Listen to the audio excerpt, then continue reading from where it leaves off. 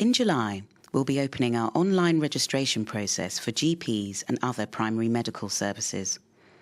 We've spent the last few months improving the registration process to make it as streamlined as possible.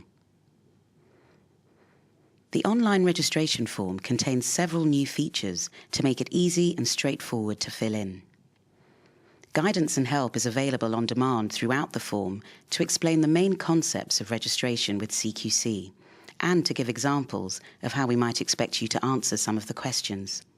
You can click on the help links at any place in the form for more detailed information when you need it.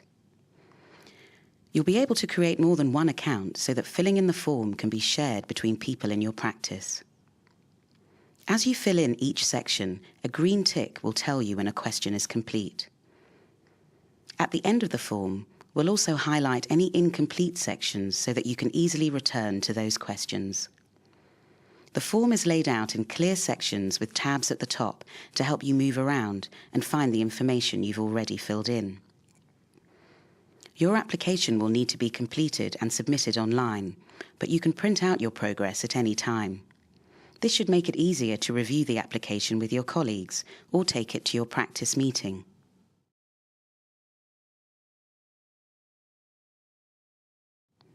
Before registration opens in July, we'll send you a 12-digit number which you can use to log in to the online registration form.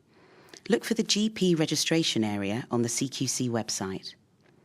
As part of the registration setup, we'll ask you for a few short questions to confirm your contact details, where you provide your services, and what type of provider you are.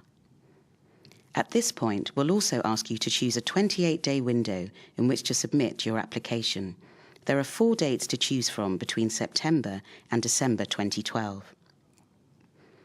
You can start filling in your application straight away, but you'll only be able to submit it within your chosen 28-day window.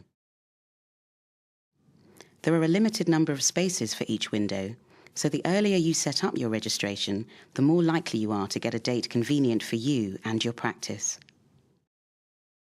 Once you've set up your registration account, you can go straight into the form and start working through it. The form is split into clear sections to help you navigate through, and each question expands and contracts, giving you an overview of what information you need to include. In the provider information and location sections, we'll ask you to tell us your contact details, which regulated activities your service provides, and the details of all the locations you'll need to register. We'll also ask you to tell us who your registered managers will be, and we'll send them a separate form to fill in. You'll need to tell us whether you comply with each of the essential standards of quality and safety. If you don't comply with any of the essential standards, you can still submit your application, but we'll ask you to fill in an action plan that specifies how and when you'll become compliant. After you've filled in the form, the person who's legally responsible will need to sign and submit it online. We'll send you a notification reminding you to submit your application 4 weeks before your chosen deadline. You'll be able to submit it at any point within your chosen 28-day window. After we've assessed your application, we'll contact you with our decision.